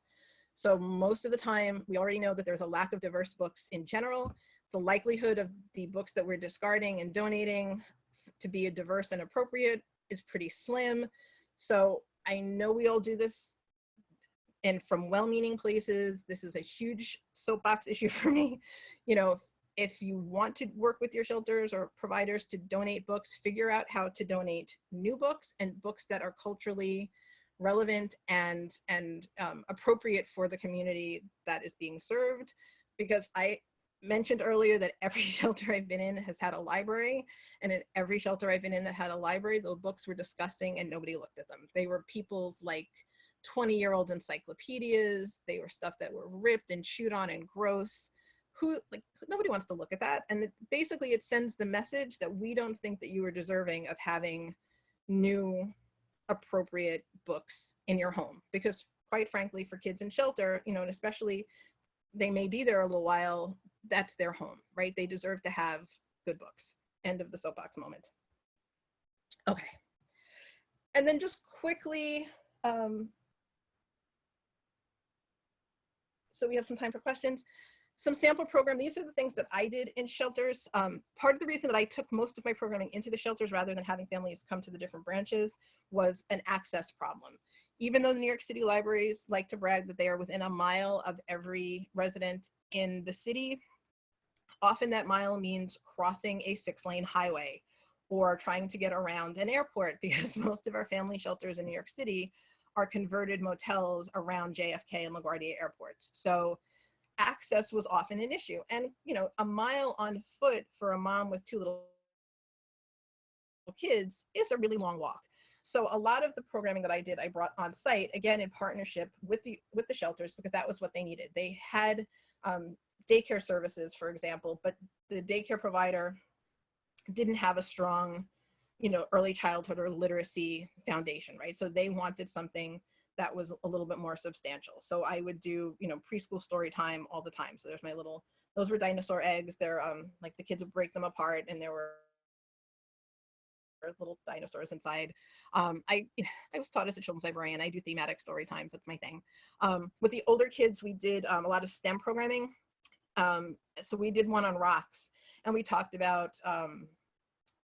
somebody's birthday the same time we did that session. So we talked about birthstones and all that kind of stuff. And they had another little thing where they scraped out a rock and there was a little gem inside. The next week I came back to do the next program. And this particular shelter was across the street from an elementary school that also has a public park. And as I'm parking right in front of the shelter, I hear, Miss Vicky, Miss Vicky. And the kids and the daycare provider are like running across the street, and they're all, and they had rocks. And they're like, what are these rocks? What are these rocks? And I had no idea because I don't know anything about rocks. But my husband's a science teacher, so I took pictures of the rocks. And then he identified them for us. And honestly, like, I would never have thought that the rocks unit would be the one that captured their attention, but it totally did. Like, they just, like, they were digging for rocks in the park and got all excited. Which goes into the sort of, you know, it's why we do programming in the first place, right? We do this so that kids have experiences and we don't know what's gonna click. The picture in the middle is the same shelter, and it was a preschool program. And I had started to notice that the kids were having, they seemed to have some developmental issues. And at the time, everybody was talking about sensory story times. So I did the dyed rice and beans thing, and then had buried in each of the bins little letters and numbers, shapes and things. So I could say, like, oh, can anybody find the number 4? Can anybody find the letter that their name starts with? Who can find a blue letter? So it was reinforcing, you know, basic skills at the same time they were getting to play with the rice and beans, and they had a blast. And if you couldn't tell, all of these were incredibly messy, and the daycare providers were always just like shaking their head, although I did always clean up after myself, but the kids loved it. I did also do some programming. Adam Gidwitz, when he first was starting out, did some programs for us at the library, and he did, right around the time of Hurricane Sandy, we did a tween book discussion at another shelter. So the kids and I had been reading the book over a number of weeks, and then he came in and did a session with them and answered questions and signed their books, and it was pretty amazing. And he tweeted about it. And then one of the shelters had a lot of stuff going on for the kids, but not a lot recreationally for the parents. And you'll find that is often the case, right? The focus for parents is, get a job, get housing, do this. And there's, I started to notice when I was volunteering, doing an arts and crafts program with the kids in a shelter, that the parents were more into it than the kids were. And that was because they really didn't have opportunities to do something fun and creative and relaxing. So we tried to do a book discussion group with the parents in one of the shelters, and they picked the books. The first time they picked A Child Called It, bought the books, even bought a couple in Spanish for the Spanish-speaking parents, distributed the books, came back a couple of weeks later to start the discussion. Nobody showed. So we kind of realized that, while the parents wanted to participate, wanted to read, they may not have been comfortable with their comprehension in their reading to feel comfortable talking about it in a group. So we tried it again. I had a number of young parents in that group, and they wanted to do Harry Potter.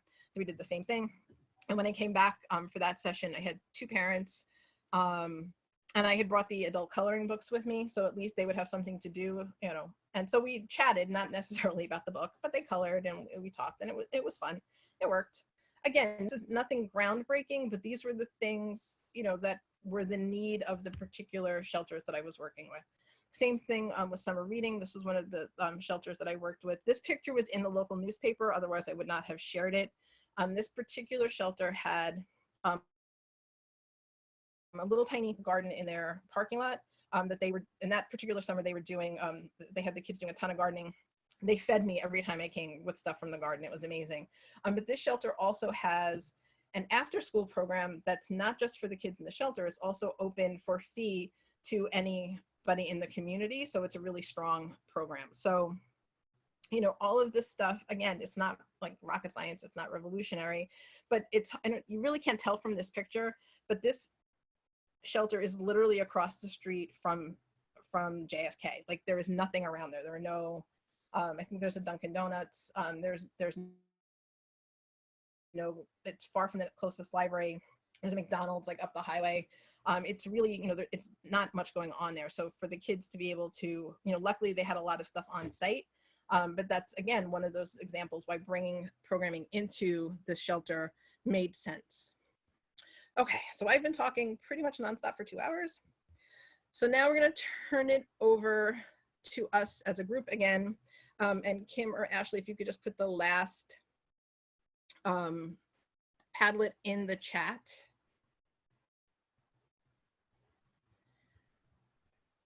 So this conversation today, I'm hoping, is the start of many things. And there's lots of stuff already going on around the state of Connecticut that I was amazed and super excited to hear about. And I know that at least some of the folks that I spoke to are here. The Connecticut Libraries Consortium Social Justice Roundtable is doing amazing work. And at least Denise, if not Denise and Jason, are both here, but definitely Denise is here. And I have that link. The stuff that CCEH is doing around municipal engagement is amazing. Many of you have participated in that Paddington Bear initiative that they were doing pre-COVID. So there's lots of good stuff in place.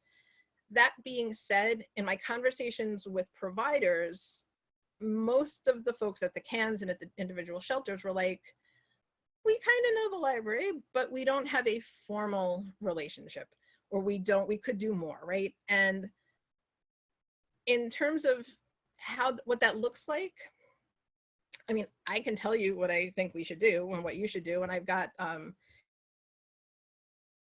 a checklist of action items that I started for things that I think you can do. And it's sort of that menu thing, right? You don't have to do everything. Some of them you can do as an individual, some of them you can do as, you know, part of your organization. But I think it's most important to hear how you all think this should go forward, what next steps would be important. I think one of the things that's amazing, and I hope people take advantage of, is that CCEH and the CANs are more than happy to do trainings, you know, about how services are provided, about the really nitty-gritty details of how this all works, so that you guys can then share that information comfortably with your patrons, right? Because I know, you know, I've worked in public service, you know, for most of my adult life. Not knowing the answer and not even knowing how to find the answer, especially for something as fraught and as emotional and as serious as somebody who doesn't have housing,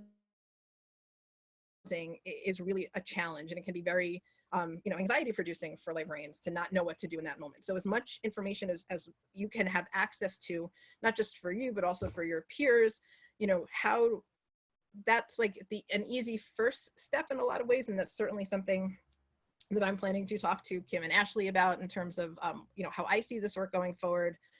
But what would be helpful for you? So the Padlet is next steps. What do you see yourself doing? What do you need? How can this conversation and this work go forward? Because this is not something that can happen alone. I think one of the challenges, and certainly I've seen this for myself and in my own career, is that often this kind of work, this kind of outreach, is the passion of one particular individual. It was me in most cases in my libraries.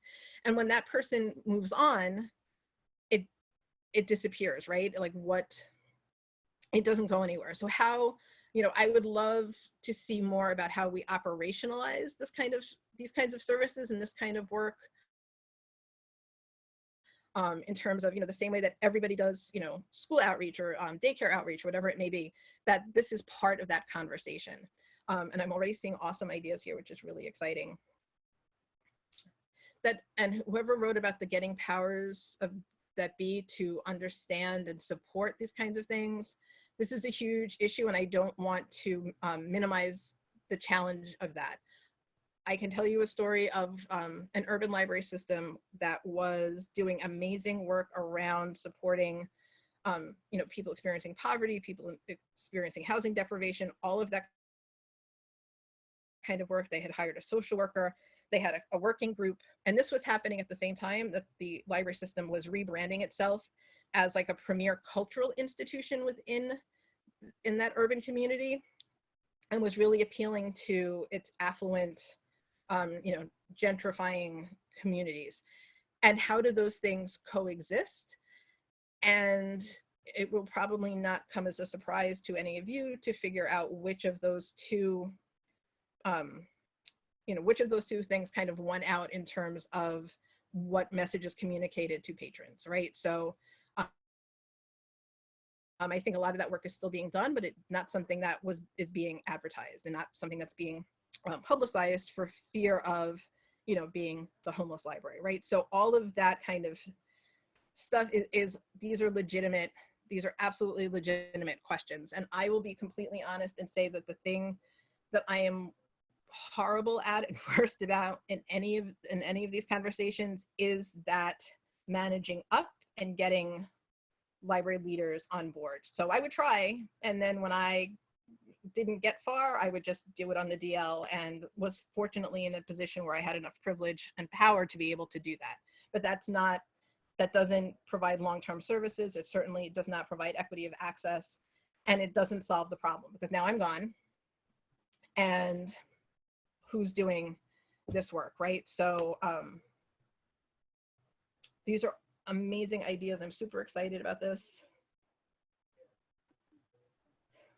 And going to Kim's point in the chat about the affluent communities thing, the data. So we've got access to the CAN level data. This is also a good place to talk to your your McKinneyVento liaison, your school district folks, because the CAN level data may not be capturing those doubled up students and those families who are invisible, right? We talked, that was one of the first things that came up when we looked at the poll everywhere poll earlier. So yeah, so that, you know, as much data as possible is absolutely like your best kind of thing. Definitely the flyers, posters. I keep talking about this idea. When I was in college, so I was in a library in New Hampshire, and I went into the ladies' room, and on the back of the stall door, they had the poster, you know, like asking about difficult questions, and they had the call numbers for things like, you know, domestic violence and divorce and homelessness and all that kind of stuff. And then they linked to a local agency that worked on that particular topic. And what was great is that it wasn't out in the open, right? So it was in the stall of the bathroom, which is where, when I was in college, everybody hung the posters for things they wanted people to do.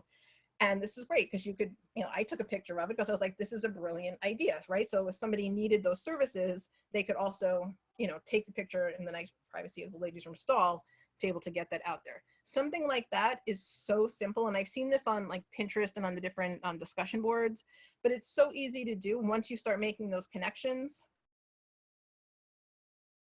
and, you know, making that information available. I think somebody mentioned in the chat, I may have missed it. Oh, poop, hang on. I think it was Denise. Hang on, I'm looking at the other screen here. What was it?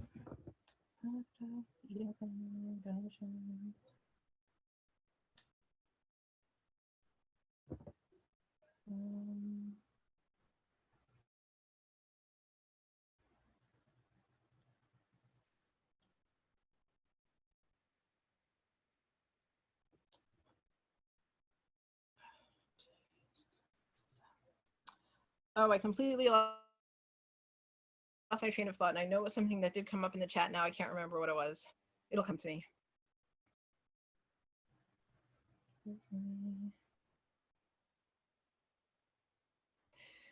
Yeah, the money thing, huge, and it's going to be an issue. I mean, everyone's talking about, oh, there's so much money floating around, but I'm not 100% confident that it's getting to anywhere.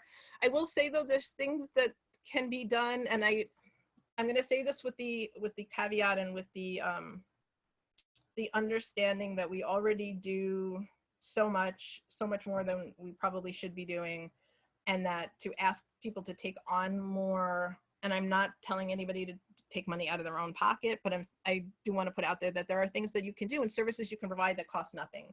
And that's, you know, I think the space issue, that connection piece, that being, you know, good neighbors and reciprocal partners is a big piece of that. And again, like the other information that we've shared, I'll make this all available to everyone. Are there questions? I know there was some nice chat. There is, oh, and I saw this, the state. So there may be some money available, especially around youth homelessness, through this department, the State Department of Education. The departments of education and the schools are getting a ton of money, and I think possibly in some ways more money than they know what to do with. So yeah, so that may be something that's a possibility as well. Oh, I know what it was. I remembered. Warm handoffs. One of the things that the CANs said that they mentioned that they could possibly do is have the libraries, if they don't already have it, have the backdoor kind of number to 211. I've heard mixed reviews about how well that backdoor number works, so that you could actually kind of get, like, instead of having them call and have to be on hold for a long time, you might be able to get in as a provider to expedite the process. The other thing that happens once you started making connections is that even with that 211 process in place, knowing, you know, the individual people who are providing services and who are working in the different agencies, you can do that warm handoff where you're saying like, oh, I know, you know, Jessica at this agency she's amazing and she's going to help you. I'll email her, you know, like all of those kinds of things, so that you're not sending folks out into this, you know, nightmare of bureaucracy and then don't know what's happening. And there are going to be, they also talked about the potential for ways to like check in on people, right? So, you know, if they have this strong connection with the library and they know that one of their clients, for example, uses the library all the time, but they've gone missing from their program, they can call up and say like, oh, hey, you know, if you've seen so-and-so, can you let him know, like, to give me a call, or vice versa, right? If you're having, you know, if you have concerns about somebody who's in the library, reaching out and be like, hey, like, is this somebody that you know? And if not, like, can an outreach worker or somebody come in because we think they need to have a conversation. And there's ways to do that through, you know, training for your staff and through, you know, conversations with providers, ways to do that that aren't invading anybody's privacy, that aren't invasive or icky or, or any of that kind of stuff, but that can certainly be a little bit better at helping people in terms of getting, you know, getting them to services without, without making assumptions, and then without, like I said, sending them off into this great unknown. These are all awesome ideas. So this will be, I'll have this available for you guys as well. Any other questions, thoughts?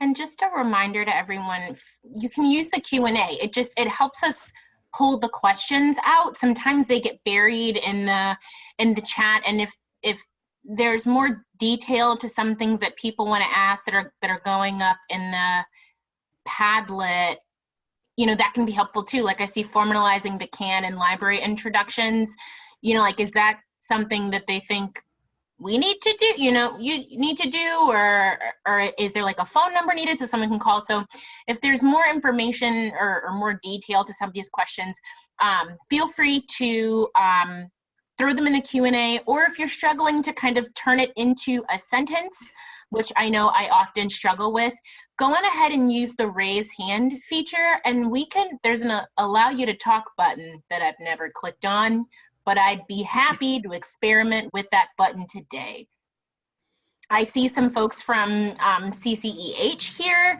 I don't know if there are other folks from CANS in here. If there's something that you would like to offer, I'm happy to click the allow to talk button. Oh, thank God, a Q&A. Oh, from CCEH. Awesome. And while Kim is saying that, I will just point out, this is the resource list. And then also here is my email. I'm more than happy to talk with folks one-on-one, to offer advice, listen to people vent, any of that. I could talk about this stuff for hours, as you've seen. Okay, and so there's oh, sorry, Vicki. There's like a little buffering going on, but so I see you, Elizabeth. Give me 1 second, and then I see CCEH put in the chat, next steps immediately or other trainings from the Connecticut State Library regarding homelessness. We're working on it. We'll probably be calling you if there's something that you think you can offer to us. Ashley and I have spoken with Vicki in advance. We're probably going to have some follow-up conversations, and absolutely. This is just sort of, I stumbled across Vicki's name purely on accident through an incredibly long chain of people, and immediately sent her an email that day, like, please come talk to us. So we will absolutely be following up on this now that we found a few people who work in libraries and can talk to this, as opposed to people who walked in a library a couple times and have something to say. Not that that also isn't helpful, but it's different because someone who's worked in libraries understands our resources in a different level. Now, Elizabeth Lane, I'm gonna click allow to talk and let's just see what happens. Okay, I clicked it. Are you able to talk? Can you hear me? Yes. Oh, what a great. Hi, everyone. Hi. So I just wanted to say that as people in libraries who work with people experiencing homelessness, I think that there's a lot that we can add to the conversation to the organizations that are helping with this. And I know everybody is doing too much already, but I, for instance, I sit on the board for the No Freeze Project in Willimantic in Windham in Eastern Connecticut. And I know I'm the only library professional on that board. And I think like a lot of these boards just need more help and more voices and more resources to get out the work that they're doing. And, you know, the diversion works, absolutely, but a lot of people don't know about those resources. So it's just another way to help from a different angle in this with this problem. Thank you for that. And I think you raised an amazing point, which I forgot to mention, which is that libraries are almost never involved in these conversations and are almost never at the table. And I cannot tell you how many times in talking to providers, whether they're at the schools, you know, social service agencies or whatever, they're like, we know our clients use the library, but we never think about the libraries, right? That happens all the time. We're just not involved in the conversation in ways that are meaningful. And then we often, you know, get frustrated, right? When we're inundated, for example, you know, if we're near a shelter that makes their clients leave during the day, we're inundated with people who have no place else to go. And we have no, like, we don't know what their needs are. We don't know what services they're already receiving. We don't know anything about the programs they're coming from, but their hours, you know, for 8 to 10 hours a day, right? So us being librarians, libraries, you know, all being part of this conversation is really important. And it's definitely, you know, kind of an uphill battle, but it's doable. I think once you start talking to people, they're like, absolutely, like, come to my meeting, do that. You know, it's,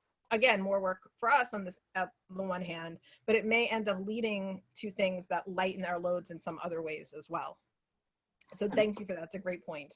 Thank you, Vicki, and thank you, Elizabeth. And I see someone from CCEH posted in the questions, please check cceh.org, which I dropped into the chat, and My Town Cares for town-by-town updates, resources to include our library partners. And thank you, Vicki, and thank you, State Library staff. Thank you for offering that. And you're right, Vicki, I think sometimes public libraries in particular are left out of conversations because with regards to families and youth, they like have to be in a school. So that sort of seems to be the avenue.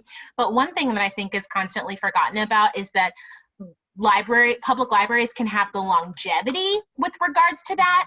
Like I know in the town that I live in, there's elementary school, intermediate school, separate middle school, that I didn't have that growing up, and then high school. That's 4 different groups of people handling this one child if they're in the same state the entire time, as opposed to like the longevity that can come depending on turnover and all of that with involving public libraries in conversation. So absolutely. No one thinks about that. What happens when the kid leaves elementary school and goes to intermediate school? Then you've got to start all over, right? So that's just me. That's my own little soapbox. I'm with you. Are there any other questions or anyone else who wants to talk or anything? Oops. I broke all of it. Okay. No. Yeah. I cannot believe the misinformation. Yeah. The talking down and the really stigmatizing, negative, stereotypical ways of talking about people in homeless situations is a huge problem. This actually came up in one of my conversations with one of the CANs, that they were working with some libraries, but had really were a little concerned about how the library staff were talking about the patrons, right? So things like that homeless bum, right? So, you know, the training piece is multi-layered, right? Some of, you know, I am under no illusion that I am preaching to the choir with this, right? You guys all came here because this is something that you were interested in and felt strongly about, and lots of people didn't come, and that's okay. But you know, from that meeting people where they are piece, that language and sensitivity piece is huge, and it's pervasive in the media. I mean, think of every time you hear a story about somebody who's homeless, it's, you know, the homeless, big picture, you know, big general thing, and then also it's often used, you know, to describe somebody for reasons that have nothing to do with what the story is about, right? So like you don't hear, you know, the stably housed so-and-so did this. It's used, you know, in very derogatory kinds of ways. And that language piece and how we talk about people who are experiencing homelessness not only impacts our services, I think it impacts how we think about our services and about homelessness in general. It's interesting to me, and it's something that I'm looking into, how this is, homeless services in libraries is still barely looked at as a social justice issue. And it's certainly not looked at as from a racial equity lens and all of those kinds of things. So it's a, you know, it's an ongoing thing even outside of libraries. I could keep talking about this all day. You all have I see, because it's 12:05, so some folks have had to skedaddle. So, I mean, if you've got to skedaddle, thank you so much for coming. We'll send out that evaluation thing that we always have to send out that I forgot to put in the chat, but it's fine. Thank you, everyone, for coming. I'm going to stop this recording.